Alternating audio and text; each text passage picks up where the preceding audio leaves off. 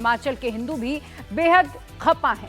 संजौली मस्जिद से जो विवाद शुरू हुआ था अब वो नेरवा तक पहुंच चुका है। शिमला के नेरवा इलाके में भारी तादाद में हिंदू समाज के लोग सड़क पर उतर आए। लोगों ने जमकर प्रदर्शन किया। नेरवा बाजार से डुंडी माता मंदिर तक रैली निकाली और इस दौरान स्थानीय लोगों ने जमकर नारेबाजी की। प्रदर्शन के दौरान लोगों ने बाहरी राज्यों से आने वाले विशेष समुदाय के लोगों का वेरिफिकेशन कराने की डिमांड की है। हिंदू समुदाय के लोगों ने ऐलान किया कि अगर सुक्खू सरकार ने 10 दिनों के भीतर कोई एक्शन नहीं लिया और अगर उनकी सभी मांगे नहीं मानी गई तो फिर उग्र आंदोलन आगे किया जाएगा। वहीं हिंदू संगठनों के आह्वान पर नेरवा के सभी व्यापारियों ने अपनी दुकानें बंद रखी और सड़कों पर उतरकर नारेबाजी की। प्रदर्शन के दौरान कुछ लोगों ने यहां बनी एक मस्जिद की ओर बढ़ने की भी कोशिश की, लेकिन दल बल के साथ मौजूद पुलिस ने इन्हें आगे बढ़ने से रोक दिया। तो लगातार ये जो संजौली से विवाद शुरू हुआ था वो हिमाचल के अलग अलग जगहों पर बढ़ना शुरू हो गया है। जगह जगह पर लोग सड़कों पर उतर रहे हैं। जो हिंदू संगठन है उनकी सुक्खू सरकार से कई मांगे हैं।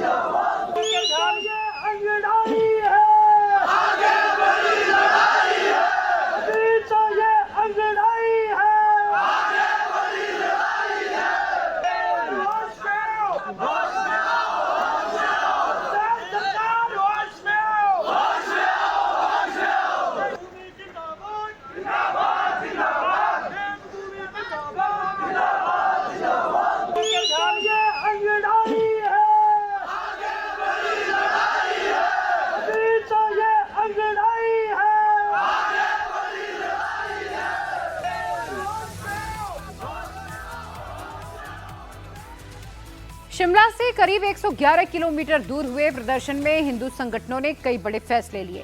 हिमाचल में रह रहे अवैध घुसपैठियों का सामाजिक बहिष्कार करने का फैसला किया गया है। सबसे पहले हिंदू समुदाय के लोगों की डिमांड क्या क्या है आप वो समझिए। हिंदू संगठनों का ये कहना है कि अवैध घुसपैठ पर रोक लगाई जाए। इसके लिए बाहर से आए विशेष समुदाय के लोगों का वेरिफिकेशन किया जाना चाहिए। अवैध मस्जिदों पर भी पुलिस प्रशासन से एक्शन लेने की मांग की गई है। हिंदू संगठनों का ये कहना है कि पूरे हिमाचल प्रदेश में मस्जिदों की पैमाइश और वेरिफिकेशन कराई जानी चाहिए। जांच के लिए अवैध निर्माण को ध्वस्त किया जाए। गांव-गांव में एनआरसी लागू करने की मांग भी की जाने लगी है। वहीं अगर ऐलान की बात करें तो हिंदू संगठनों का ये कहना है कि बिना वेरिफिकेशन के बाहर से आए लोगों को दुकानें नहीं दी जाएंगी। बाहरी लोगों से किसी तरह का कोई सामान नहीं खरीदेंगे।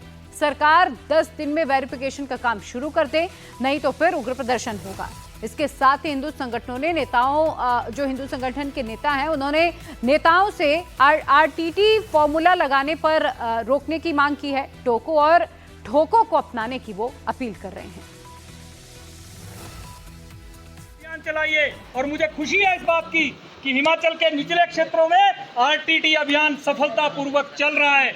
लेकिन आज नेरवा की इस धरती पर खड़े होकर के आपसे आह्वान करने आया हूं कि इस आरटीटी अभियान को पूरे शिमला में चलाने का काम कीजिए।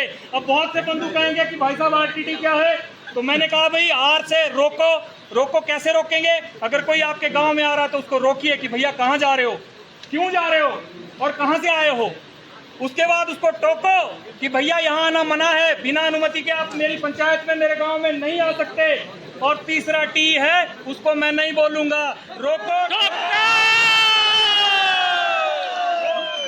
वो आप सब समझदार है कि रोकने और टोकने का काम हो जाए। अगर फिर भी कोई ना माने तो उसके साथ क्या करना है।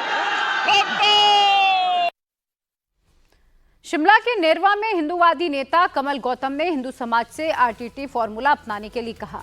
इंडिया टीवी ने इसकी वजह जानने के लिए उनसे बात भी की। सुनिए उन्होंने अपने बयान को लेकर क्या कुछ कहा है। एक आरटीटी की आप बात करते हैं, लगातार उस मुद्दे को आप उठाते हैं। वो आरटीटी है क्या? देखिए, आरटीटी हिमाचल की आंतरिक सुरक्षा सुनिश्चित करने का एक फार्मूला है।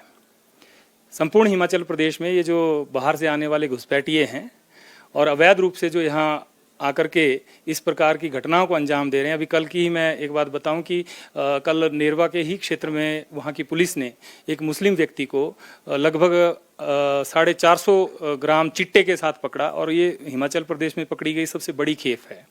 तो इस प्रकार की घटनाएं जो हो रही हैं और योजनाबद्ध तरीके से हमारी जो हिंदू युवा पीढ़ी है उसकी नसों में जो जहर घोलने का जो काम किया जा रहा है इन लोगों के द्वारा, और जिस प्रकार से ये षड्यंत्र चल रहे हैं ताकि हमारी पीढ़ी जो है वो कमज़ोर हो जाए और हम किसी भी संघर्ष के काबिल ना बचें यहाँ पर, तो उन सारे षड्यंत्रों को रोकने के लिए और जो हमारी माताओं बहनों और बच्चियों का सम्मान है उसकी सुरक्षा के लिए आरटीटी का आह्वान मैंने पिछले वर्ष चंबा से दिया था। जब मनोहर की हत्या हुई थी, चंबा में एक बहुत बड़ी रैली हुई थी जिसमें 20 से 25 हज़ार लोगों ने वहाँ सम्मिलित हुए थे लोग, तो वहाँ मैंने ये आरटीटी का आह्वान किया था पूरे। है क्या आरटीटी? आरटीटी में जब भी कोई व्यक्ति, बाहरी व्यक्ति बिना किसी पहचान के, पंजीकृत होने के बिना जो है या अपनी पहचान छुपा करके जब कोई हमारे किसी गांव में पंचायत में आता है तो वहाँ पर जो वहाँ का स्थानीय युवा है, वहाँ के स्थानीय लोग हैं, उनसे मैंने आह्वान किया कि उसको रोकिए, आर से रोकना, और रोक करके उसको पूछिए कि भैया आप कहाँ जा रहे हो, कहाँ से आए हो और क्यों जा रहे हो। और उसके बाद दूसरा जो टी है उसका अर्थ है कि उसको टोकिए कि भैया हमारे क्षेत्र में, हमारी पंचायत में, हमारे गांव में जो है बिना अनुमति के आना आपके लिए अलाउ नहीं है या आप यहाँ नहीं आ सकते। और तीसरा जो टी है वो जब ये दोनों आर और टी जब काम ना करें तो उस तीसरे टी का प्रयोग उसके बाद होता है। वो मैं नहीं, उसके ऊपर मैं नहीं बोलना चाहूंगा। वो कार्यकर्ता तो खुले मन से बोलते हैं, मैं उसके ऊपर नहीं बोलना चाहूंगा। हिंदू समाज, हिमाचल का हिंदू समाज समझता है और उनको उसका उपयोग करना भी भली भांति आता है। उसी का परिणाम है कि आज हिमाचल से सफाई अभियान मैं बोल देता हूँ। अब टी जो आखिरी टी था उसका, जो कल मैं आपका वीडियो सुना उसमें आ रहा था कि टी से ठोको। जब आपने सुन ही लिया है तो निश्चित तौर पर हिमाचल का युवा और हिमाचल का समाज इसको समझता है और वो अच्छे ढंग से इसका इम्प्लीमेंटेशन जो है धरातल पे कर रहा है।